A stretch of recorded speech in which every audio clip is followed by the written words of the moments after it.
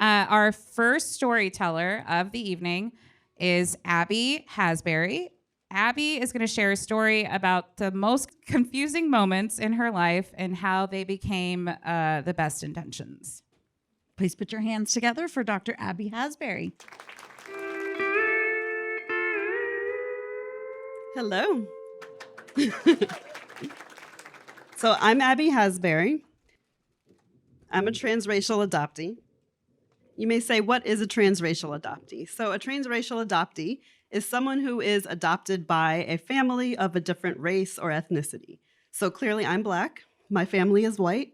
My parents had 3 biological children and found out that they couldn't have any more kids. And so they decided we need to have a bigger family. We're Roman Catholic. It's just a thing that needs to happen.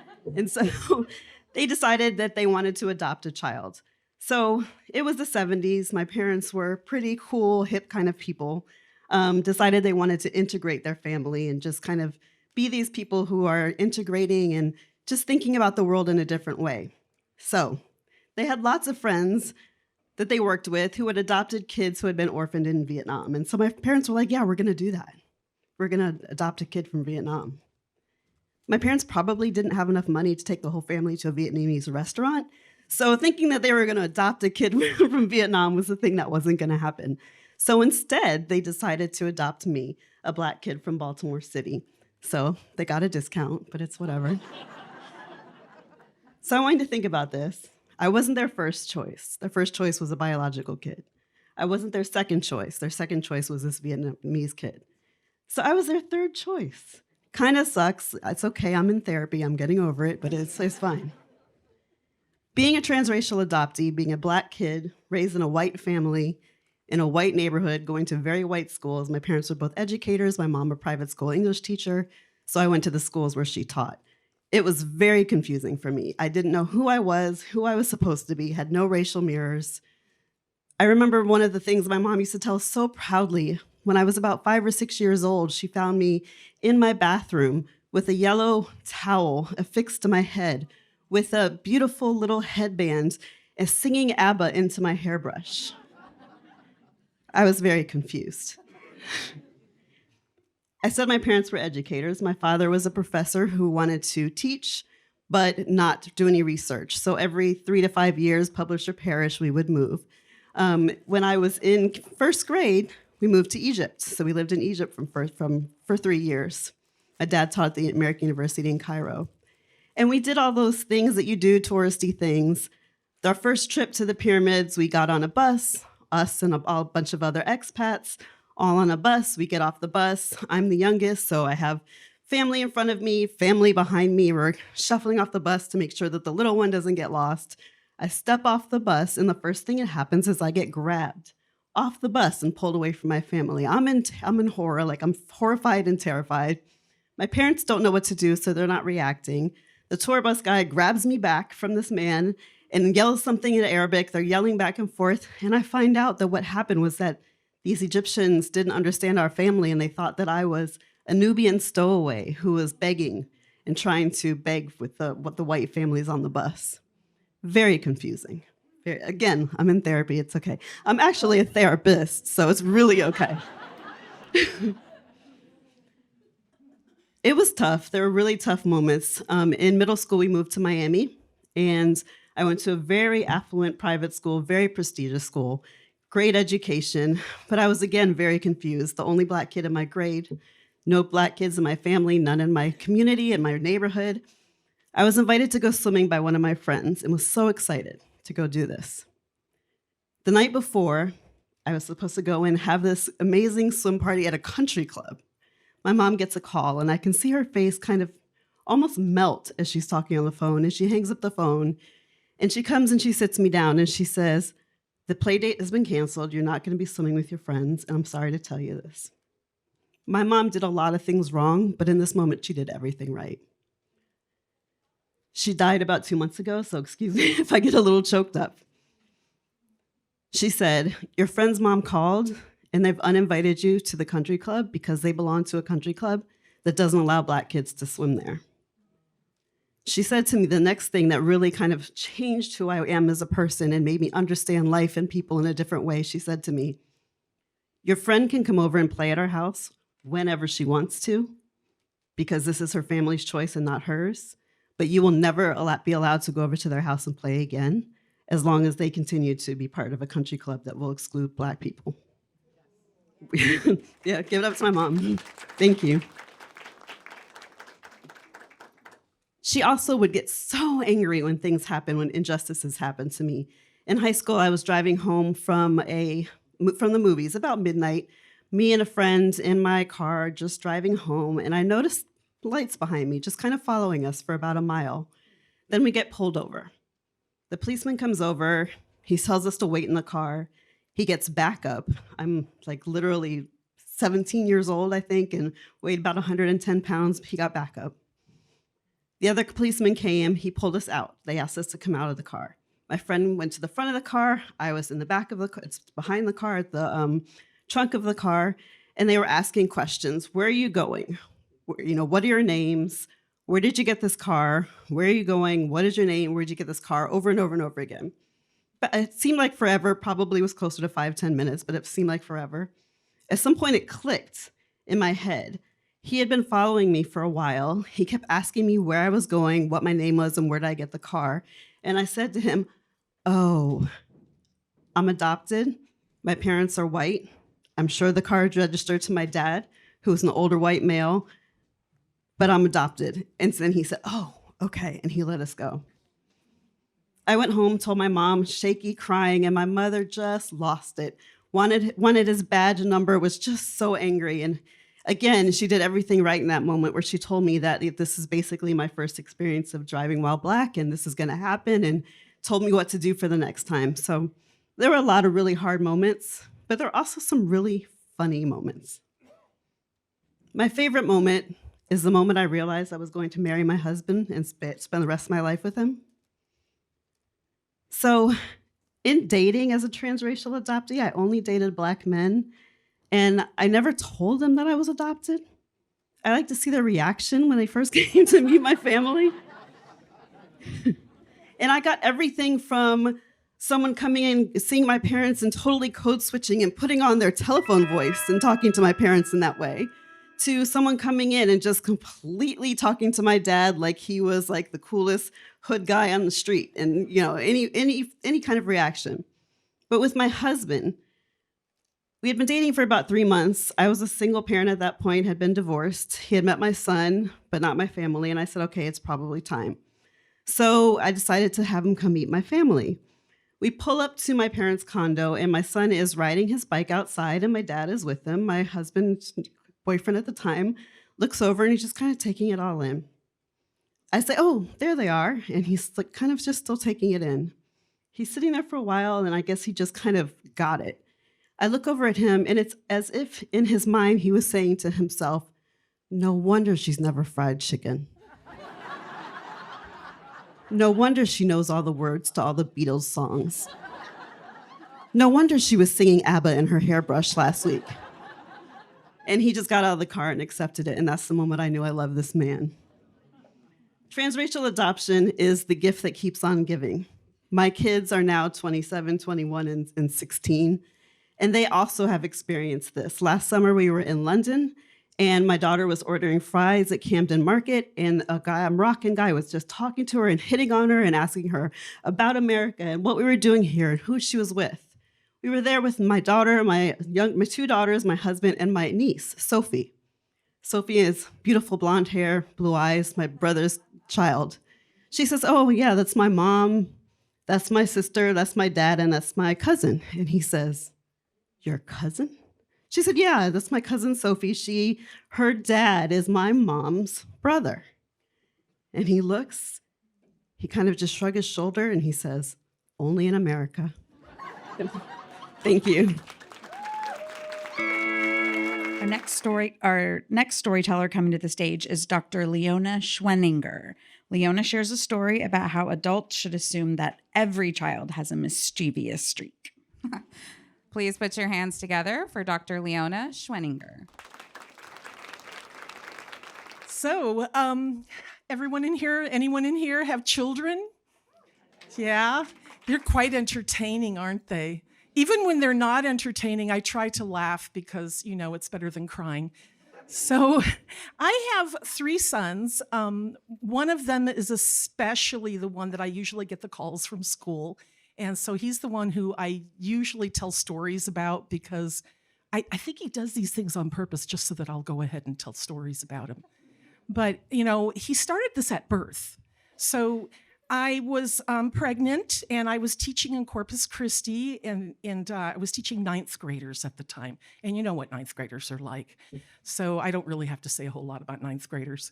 But this particular class, I was standing in front and the kids were coming in and the bell rang and I went into labor. And so I'm just like, and, doing my Lamaze, all what I've been taught for the breathing. And the kids are all like, oh my God, she's going to have her baby right now. And I'm just putting my finger up because I can't do anything but breathe.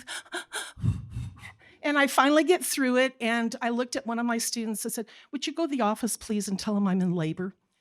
And so he did. He left. And I told a little girl, Melissa, come here. And I write down the phone number. And I said, go into this workroom behind me, please, and call my husband and tell him that I'm in labor.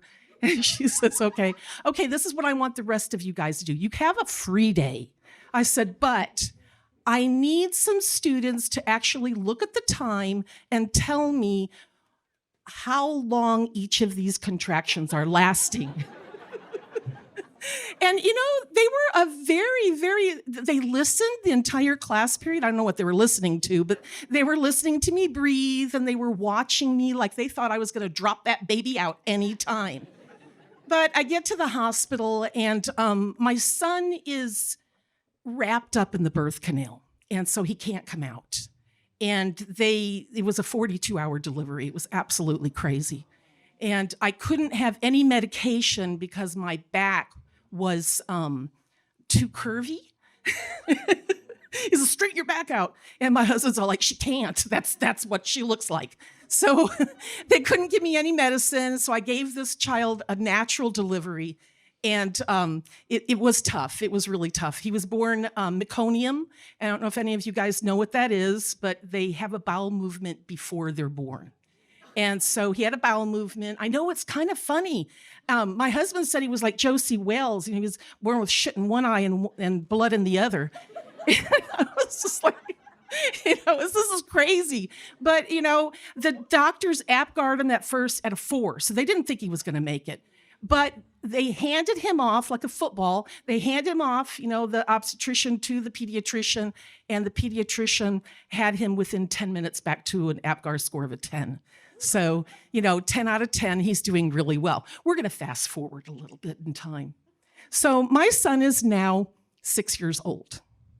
And the day before, his brother, his youngest brother, had an accident at his nursery school. So he didn't have any clothes in the cubby. So you know what kind of accident he had. And so they called my parents and, they called me first and they called my parents. So my parents came and picked him up. And my parents, they lived in Europe during World War II. They were the Germans that were in the East that they kicked out. And then from Germany, because they're not really German. They're German, but they're not. So they came to America, right? And I'm talking separately because they met here in America. So my parents are one of those, we got to have fun all the time kind of people. Let's go have some fun. So my 6-year-old at the time, that's the same one. Oh, by the way, his name is Reese.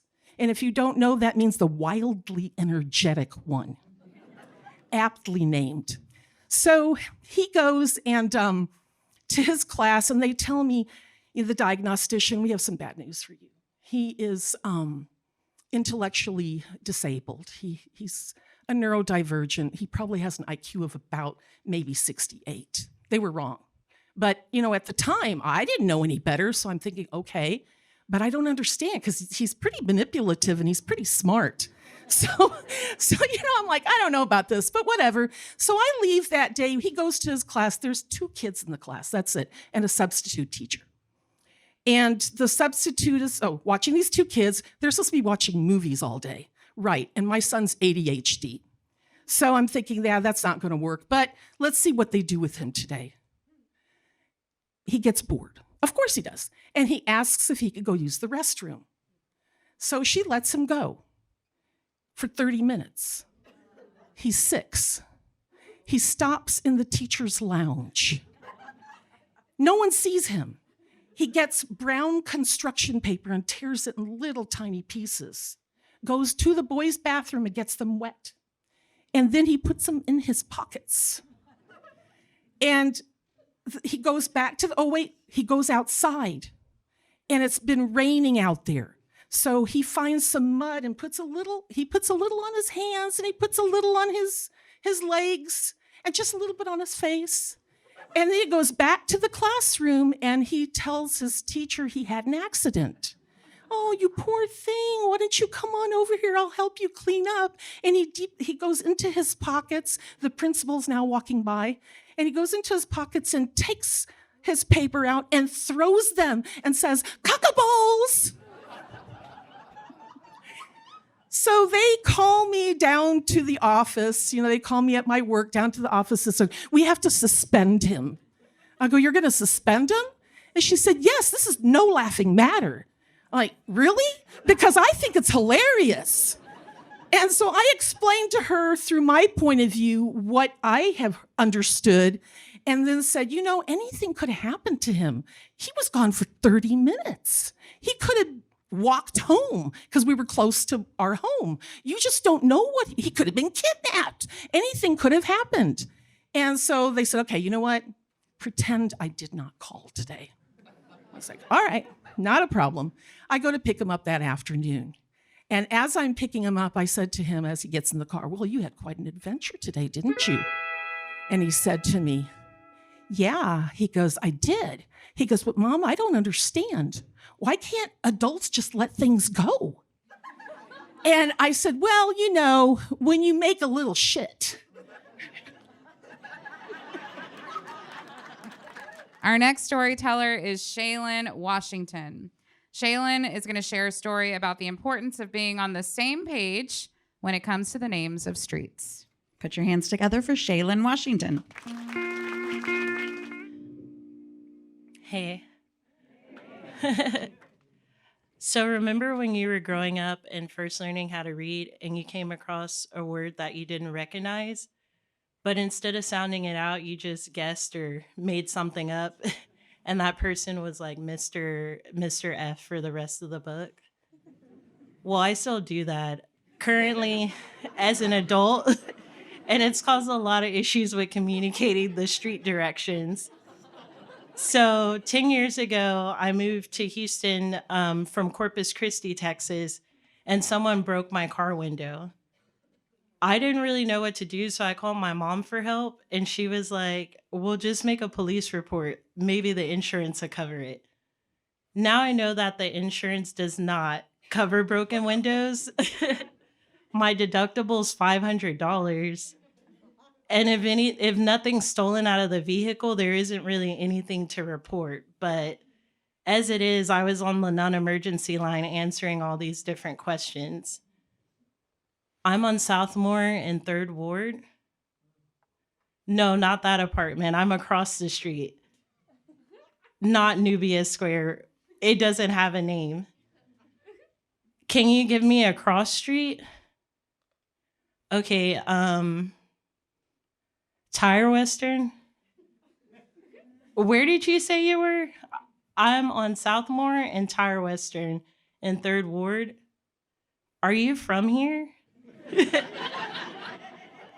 And so when I first moved to Houston, a lot of people were asking where I was from. A lot of people would guess, and they were like, "Are you from California or are you from Kansas?"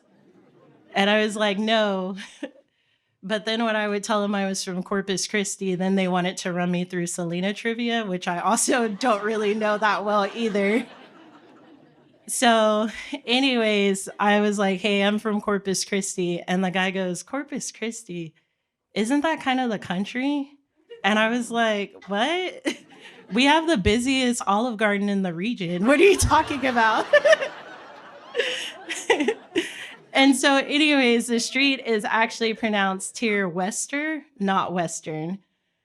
And that isn't the last time that I had difficulty trying to tell the street names to a police officer in Houston.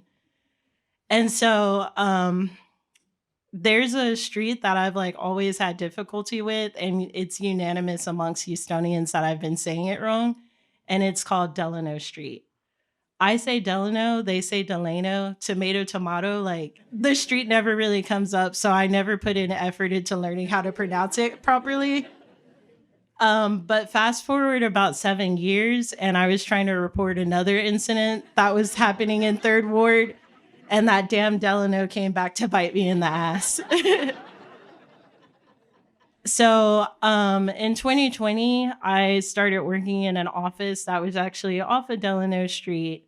And every Friday, me and my coworkers would go out for lunch. And so one Friday, we're heading down Delano to Alabama. And as my coworkers were watching the traffic to make the right-hand turn, I was like, do you guys see that man in the road? And everybody looks and they go, what man? And I was like, look, there's like an old Latin dude in the road, like, and he's just laying there and cars are swerving past him. And I was like, oh, geez. And so, I mean, it sounds really fucked up, right? But I mean, we were in a pandemic. Like the guy obviously didn't have a mask on. And even though Houston's very diverse, like in the neighborhoods, you kind of live by who you look like. And 3rd Ward's a historic Black neighborhood. So I hadn't seen any older Latin people walking around, let alone lying in the street. And I wasn't getting out of the vehicle to help because I didn't want to get caught up in the mix. Best I could do is call the emergency services and ask for an ambulance. That's another word that I kind of have difficulty with. So here I am calling 911. Hi, what's your emergency? Hey, I'm in 3rd Ward and there's this old man in the street. I don't know if he's like been injured, but he hasn't moved and he looks like he might be distressed. I think he needs medical help. So could you please send an ambulance? And so the lady is like, all right, what street are you on? I'm on Alabama in 3rd Ward. Is there a cross street? I'm on Delano. Could you repeat that? I'm on Delano Street in Alabama across from the park. Are you sure? Could you just check the signs again? I know you said Alabama, but what was the cross street? At this point, a man had brought his car up and had his 4-ways on and was like waiting by the old man. But then I see this white pickup truck full of people drive up really fast, stop by the man, and it's full of other Latin guys, and they're all in white button-down shirts, starched blue jeans. And so in Corpus Christi, whenever people were getting their life back on the right track, they would sell crosses and baked goods, and it kind of looked like that kind of a situation. And so as I'm still on the line trying to figure out how I'm going to say Delano, is it Delano, Delano, Deano? I don't know. So they like yank the old man up, toss him in the back. And I'm like, they took the old man. He's gone, and they're going down Delano Street. So as I'm on the phone, I look around and I see a police cruiser coming up. And I'm like, why did you send the police? I told you he needed medical assistance. And the lady goes, I haven't dispatched anyone. I didn't know where you were at. And so she started asking for my name. And I was like, well, why do you need my name? Like, the man's gone. Like, there's not a crime happening anymore. Nothing's available. And so I look at my coworkers and I was like, do you guys still want to go to lunch, or do you want to go back to work? And I was like, I mean, They're tracking everything anyways. How did she not know where I was? I'm on the phone. Thank you. Our next storyteller is Julius Hunter. Julius shares a story about the importance of a clear message when teaching a lesson in morals to a bunch of middle schoolers. Please put your hands together for Julius Hunter. All right, so I have a secret for you guys tonight. This is not a secret that I usually tell a whole lot of people, so you guys have to promise that this doesn't leave this room, okay? So my favorite type of movie is a chick flick. I really love a good romantic comedy. I love the magic about it. I love the love. I love those scenes where usually at the end of the movie, someone's running in the rain to get the person that's about to get away.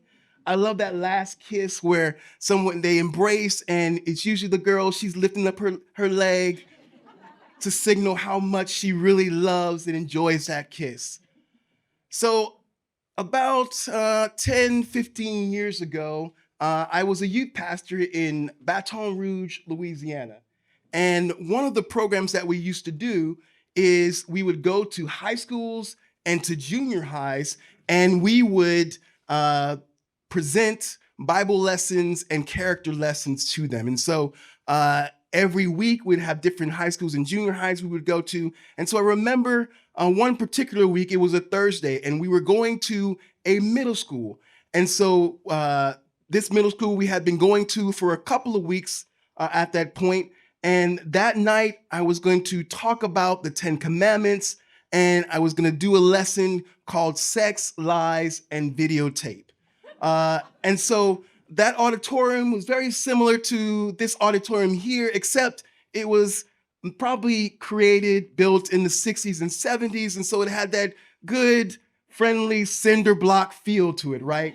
And so it was a junior high. And so, of course, all of those musty smells lingered in the walls. And so when you went into that auditorium, you got that great, I guess, flavor's not the right word, but that great aura, right, when you walked in. And so I remember that night, and usually for these meetings, what we would do is we'd start off with a band, and then we would have a little skit that would illustrate the message, and then I would come and give the message to the kids. And so we had concluded the whole song time and the skit, and I was ready to give the message, and so the kids were eager, and they're like, let's go.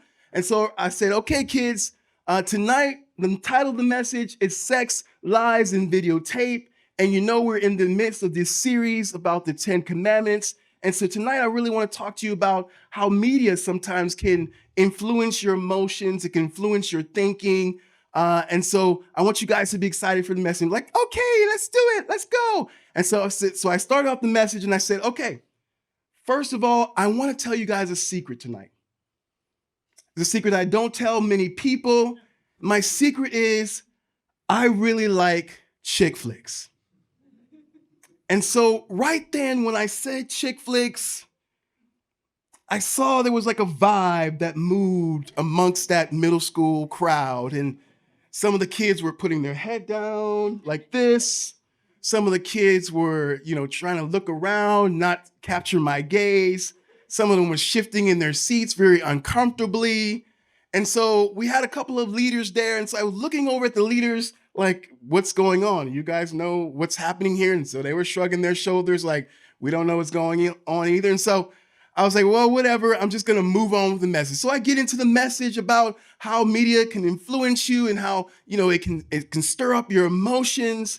And I remember it was like she was positioned just for a dramatic effect, right in the middle of the auditorium, right in the middle of where all the kids were seating, was this young African-American girl. And she stood up, and you swear she was at a protest or something. And she stood up, bald fist, and she said, no, that's just nasty. And so I stopped. And so, of course, this all happened in a matter of seconds. I'm thinking in my head, like, what in the world? Why? I'm going back into a message. All right, we had the song service. We had the regular pepperoni pizza, so that shouldn't be nasty. What? I don't understand. What did I say? I said, okay, I started off. I have a secret. I like chick flicks.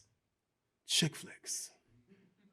So I looked out at the kids and I said, hey, guys, what do you guys think about when I say the word chick flick? So again, they're shifting in the seats and they're getting a little bit uncomfortable and not looking directly at me. They're deflecting their gaze.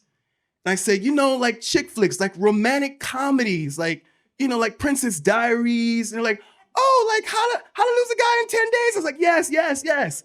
And so it was like they had all planned it, right? They're all sitting in front of me. It's like they planned it, but all of them collectively together went, oh.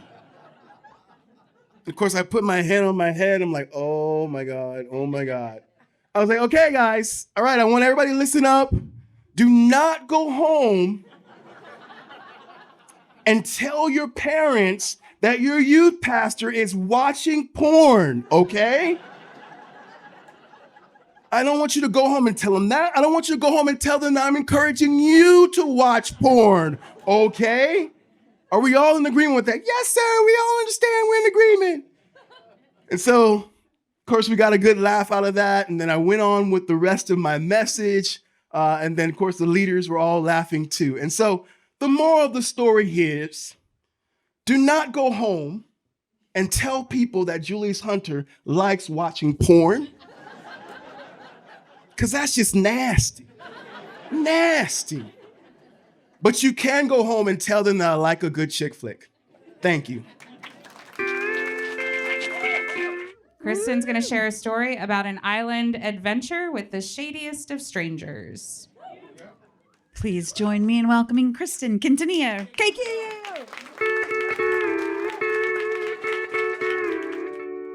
Hello. So this story begins when I was a junior in high school, about 16 to 17 years old, and 4 friends and I decided to go on a trip to South Padre, as San Antonio teens do during spring break.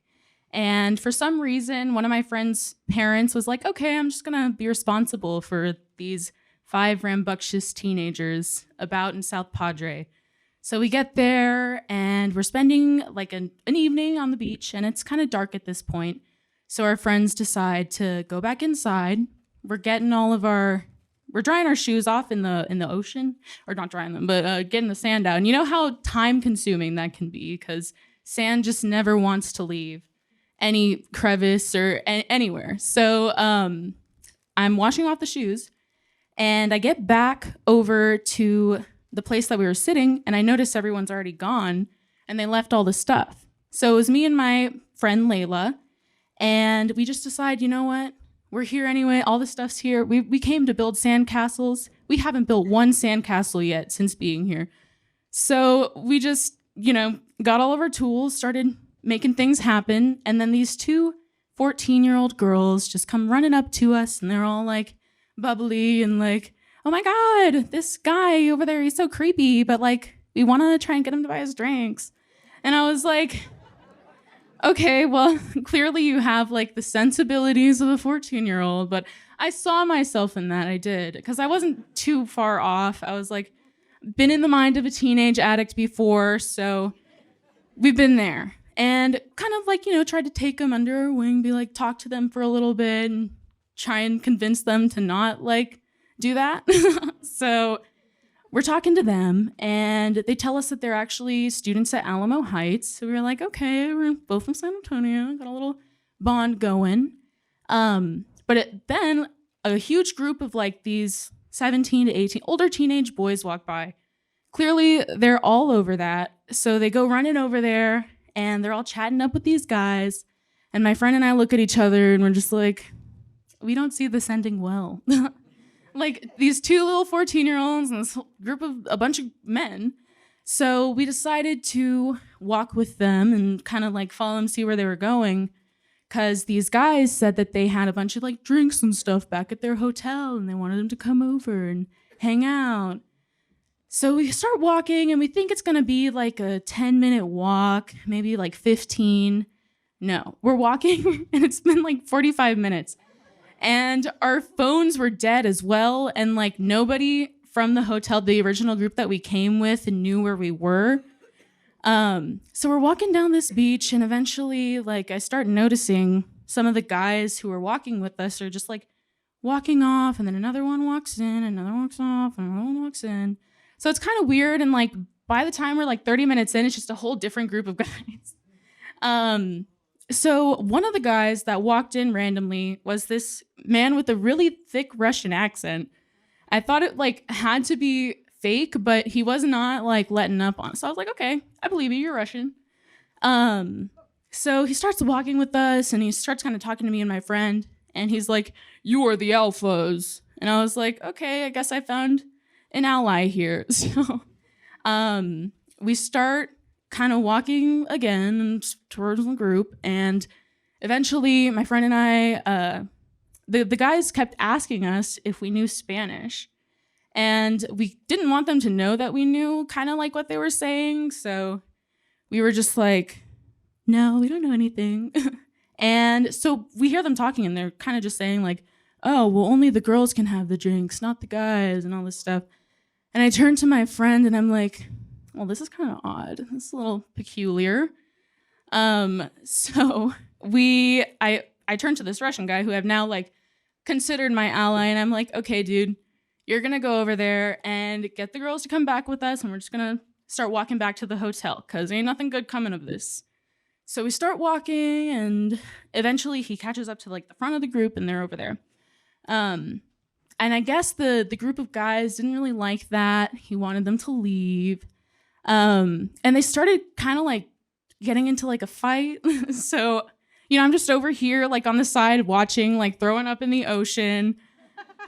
Because for whatever reason, like whenever I'm in a high intensity situation, my body is just like, let me just throw up right now. That would be the best thing to do. I would definitely survive the zombie apocalypse. But so this doesn't work out, and I'm like, okay, screw this. We're just gonna start walking back. It's not worth it. So we start walking back, and it's a long ass walk, so we're just, you know, strolling. And eventually we decide to take a break. And then the Russian dude kind of starts flirting with my friend. And, you know, they sit down and like lay down on the sand and watch I'm in the back over here, like our phones are dead. We've been gone for like 2 hours at this point. Nobody knows where we are. We should probably get a move on here. We got to get going. So, you know, a few minutes pass, and we start walking back.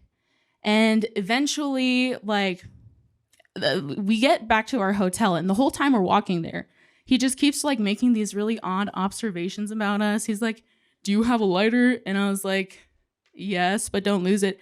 And he was like, "Did your ex give this to you?" And I was like, "Yes, but stop trying to read me. Like, you don't know my life." So, you know, we're walking back, and we keep, you know, trying to leave, and this guy is just not letting up. And my friend was not like doing anything about it. And he had taken kind of like a liking to her. So he was all trying to like, you know, get her to go back to his hotel with him. And he was like, "Oh, I have a driver," and this stuff. And I was like, this is just, you know, this is not good. It's not giving me good vibes. And eventually I start getting kind of mad, because I'm like, there's obviously like people looking for us right now. We have to get back up to that hotel. And so also on the walk back, he like brought out this butterfly knife and started doing like a bunch of butterfly knife tricks, because that's also a bunch of a popular activity with the teens, I guess. So and we were neither of us were off put by this. We were just like, oh, cool. But I remembered that. I took a note, and I took a note about like where he'd put it. So we go back, and we finally make it back to our original spot, back to the hotel. And he is just like, you know, still not letting us go, not letting up. And eventually I just get like super upset, but I notice my friend is still not doing anything. So I run over, and I like go into this guy's bag, and I grab his like little butterfly knife. And at this point he was like grabbing my friend, trying to like get her to come with him.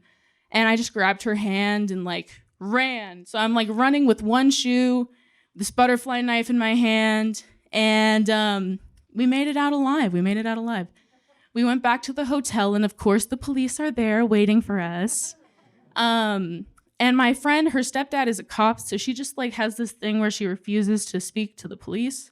So it was just me trying to explain this whole story. I was like, so there's 14-year-old girls, and like, we didn't just like go run away. You should probably go check on them. But thankfully, nothing came of that. Thankfully, we made it out alive, and nothing happened. We didn't get kidnapped by a Russian man. All right, so our next storyteller is Gideon Rogers. Gideon shares a story about the importance of pronunciation when learning a new language. Let's all welcome Gideon Rogers. Hello. So, I taught for 10 years. Thank you. Thank you. That's the right response. I didn't make it. Teaching's hard. It's a pretty hard job. Being a kid is harder, I think. After teaching, I think I'll give it to them. So this is a story about a kid. And I actually have this belief, I don't think that there's any such thing as a bad kid. I think that's because I was one. So it's hard for me. So this is a story about the first bad kid I ever taught. Before we get to the kid, we've got to take a trip. So imagine it's 2012. Yeah, the end of the world. It was a hot summer in San Antonio, so it was pretty bad. It's 2012, but I'm not in San Antonio. I'm in Seoul, South Korea. I'm in Incheon Airport, Incheon International, just by myself with a backpack, and I'm looking for a guy who I know exists because of Facebook. That's what we were using in 2012. It was Facebook. I think I Skyped with him once. And he was to be my boss, the sponsor of my visa, my work visa in Korea, and my landlord. So you can imagine how fun that is to have a landlord and a boss who's the same human being.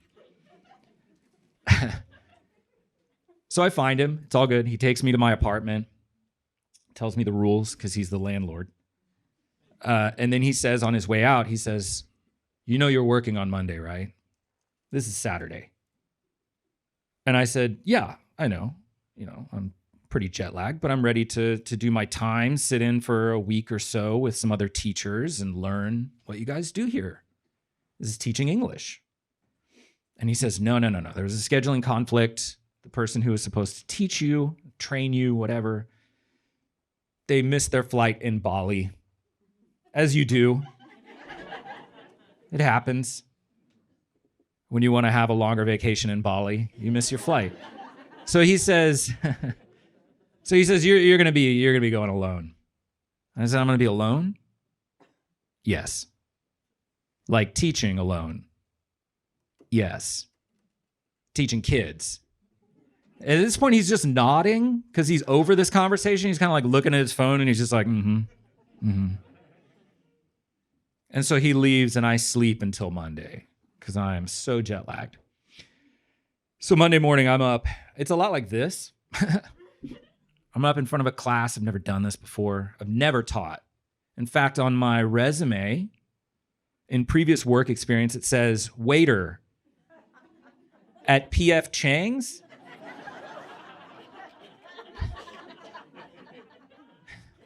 Which doesn't serve Korean food.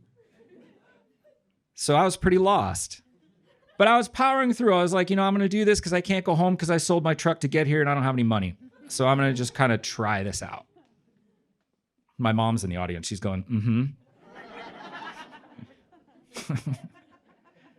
First day. So I'm there. I'm teaching. I'm doing a okay job.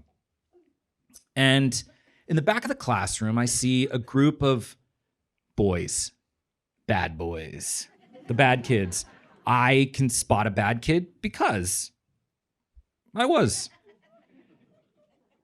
So I'm like, oh no, I know how to spot a bad kid, but I don't know how to deal with a bad kid. What do I do here? So I figure I'm going to ignore it. I'm just going to ignore this. I'm just going to teach. After class, I go to my boss. I go back to him and I say, look, I don't know what to do. I've got this group of kids. They're troublemakers. And he said, okay, find the leader.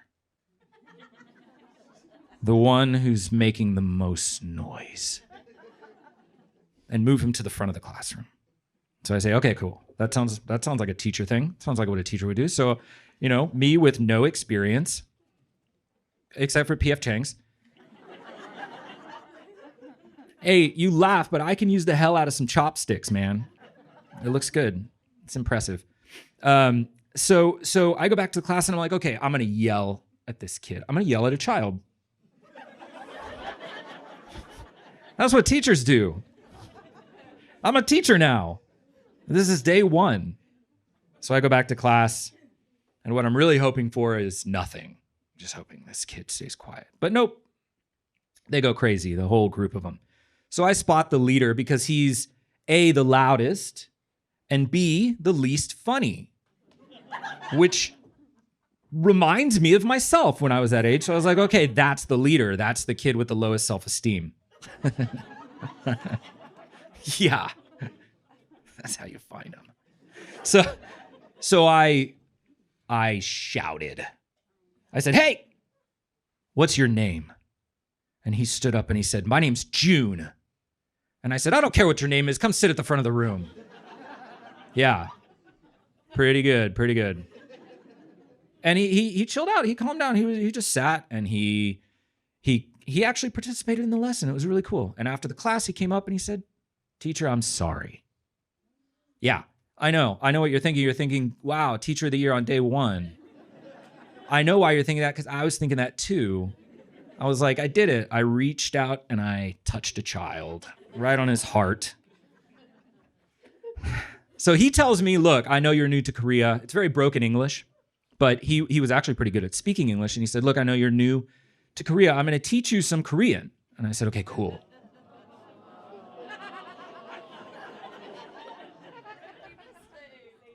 Don't spoil it.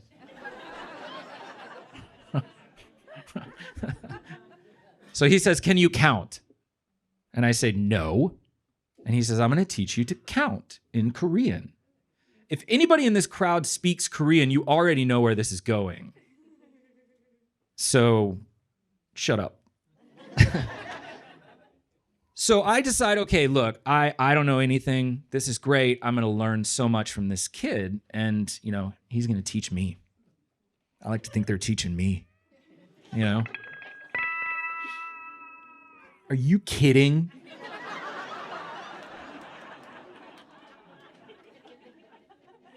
Okay.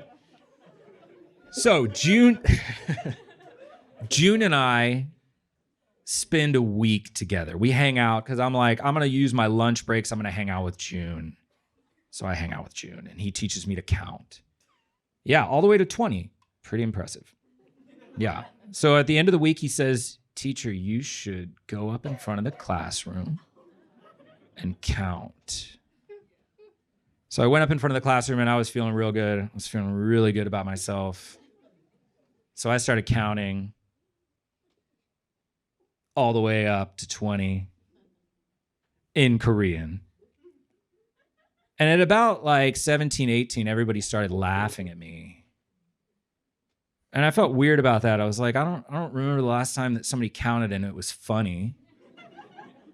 So I went back to my boss and I was like, hey, everybody laughed at me. And he was like, what'd you do? I was like, I don't know. I counted in Korean to 20. And so he said, can you count for me? So I counted. And then at about 18, he started laughing. And he was like, dude, who taught you that? And I was like, oh, this kid in my class taught me that. And he was like, oh. So I'm going to go ahead and show you what I did in English. I'm just going to translate it for you. So I want to start it, and we'll start at 15. 15, 16, 17, fuck, 19, 20.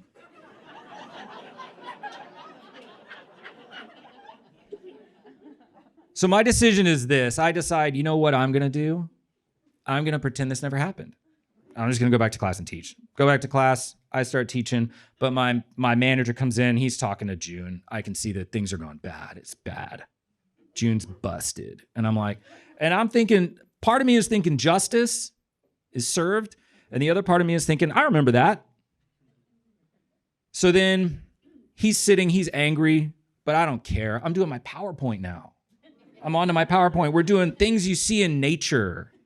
Yeah, it's a good one. Kids are saying things like, I see a cloud. I see trees. I see Slender Man. It's 2012, okay? I think Gangnam Style was playing somewhere. All right, and so then I get to this picture of a waterfall. And I show the waterfall to the classroom, and suddenly nobody has an answer. And I say, guys, what is this? And it's silent, kind of like now, just silent. And so I'm like, I'm going to help him out. It's a water,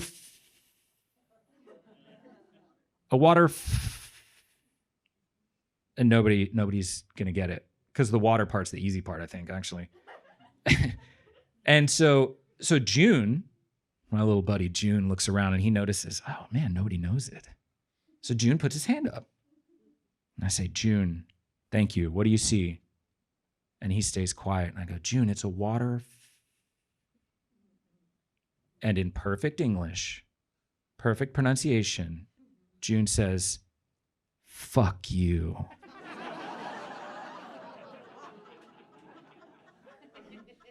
As a teacher, you have choices in a situation like that. You have to make a choice. And my choice was to laugh a lot. So much that I had to leave the room. And then the kids were like, oh, that's funny. So when I came back in, they were all chanting, fuck you, fuck you, fuck you. And I'm not even kidding. I danced like a little bit. Like there's a little bit of a dance in there. Anyway, I like to think they're teaching me. Thank you. Our final storyteller of the night is Isa Arsen. Isa's going to share a story about her dad's innate ability to turn a phrase. Please welcome Isa Arsen.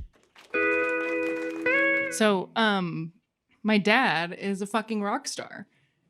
And I don't say that because he has any innate musical talent. We shared a piano teacher for a few months, and he learned a single concerto by Edvard Grieg and then said, thank you very much, this is not for me. And he doesn't play any more music.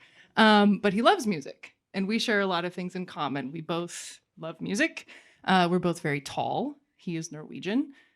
He knows how to sneak all of the really good European chocolate without my mom noticing it at all. And he taught me. So we got really good kind of partner in crime. She'd be like, where did it all go? And we'd have a mouthful of chocolate and say, I don't know. So my dad is Norwegian. He came over here in his late 30s, I guess. I don't know exactly when. Nobody really knows how old their dad is. But he has a very, very thick accent. And my sister and I just got really good at understanding it. But of course, we have friends who, like, our dad would pick us up from school, or he'd come to go see a show that we were in or something. And we'd have our friends come up and be like, dude, is that your dad? And he'd say, yeah, that's our dad. And they'd say, well, what is he, like, Russian or something? And we'd say, no, he's Norwegian. And they'd say, oh, is that like Sweden or something? And that's a really funny joke that offends a lot of people. If you know anything about Scandinavia, it's great. So no, he's very interesting. He's very soft-spoken. He's very chill. Nothing really bothers this guy. He's super, super Norwegian. And with any foreign dad comes very creative idioms. And, we have idioms in English. We've got, it's raining cats and dogs. I'm so hungry I could eat a horse. We have really weird stuff. Every language has weird stuff. But the magic happens when you try to translate that weird stuff into literally any other language. So here are a few of the greatest hits from my childhood. We've got coming in from a long day working outside in the summer. And he says, oh, I'm as thirsty as a mailman. That's my mom's favorite. Or He comes home from a doctor's appointment that went perfectly well. He's in fine health. And we say, hey, how'd it go? And he says, well, I'm healthy as a fish. And one that I still think is like the funniest thing I've ever heard. You call him up on a Sunday and you say, hey, it's a Sunday. What do you got going on? He says, oh, nothing much. I think I just am probably I'm gonna wedge all day. Which of course means veg. When, you get your W's and your V's mixed up, it's great.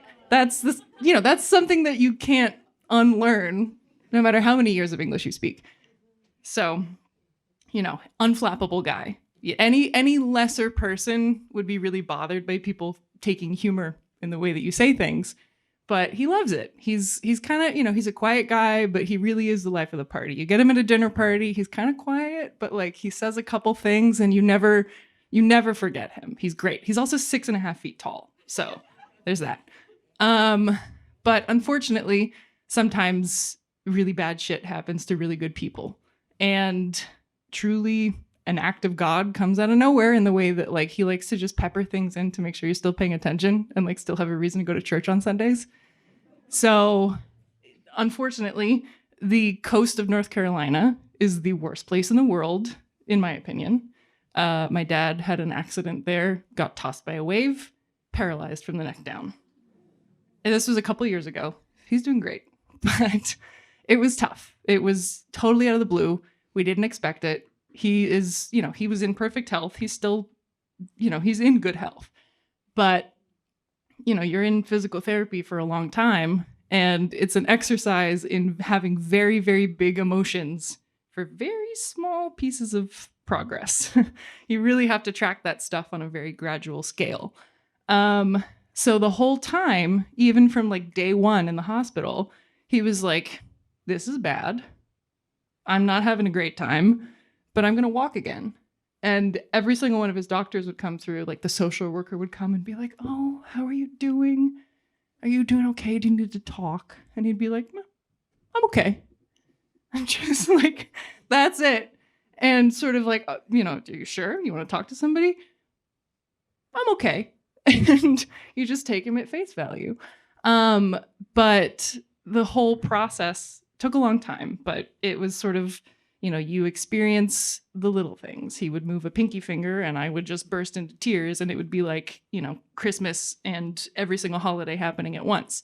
Or like he'd, lift his arm and we'd like sneak a bottle of wine into the hospital room and not tell our nurses. It was great. We had a number of parties for little milestones. But a really cool thing that the process gave us was that my dad finally said an idiom that made sense. So he was with my mom one day and kind of doing his exercises, and he moved one of his feet. And his feet were one of the last things that, he started moving. And she looked up at him and she was like, whoa, you just moved your foot. And he kind of gave her his little, like, barely there Clint Eastwood smile. And he said, see, don't sell the farm yet. He got it. He got one. So, my dad and I are a lot alike, but a thing that we don't have in common is that chill. He's got the stoic Nordic way of sort of accepting life as it is, saying, I'm going to be fine and I'm just going to keep going. And I, unfortunately, got the Italian side of things from my mom's mom, which is like, I can imagine every single way that every little thing can go wrong at once. And I will believe that they're all going to go wrong at once. So it's very inspiring for me to see the way that my dad can just accept life and understand that this is the hand that he's been dealt and he's just going to play it. So, looking up at my dad, I have very steadily begun to learn to not count my chickens before they hatch. And I don't know how they say that one in Norwegian, but I'm sure that they have something comparable. Thanks.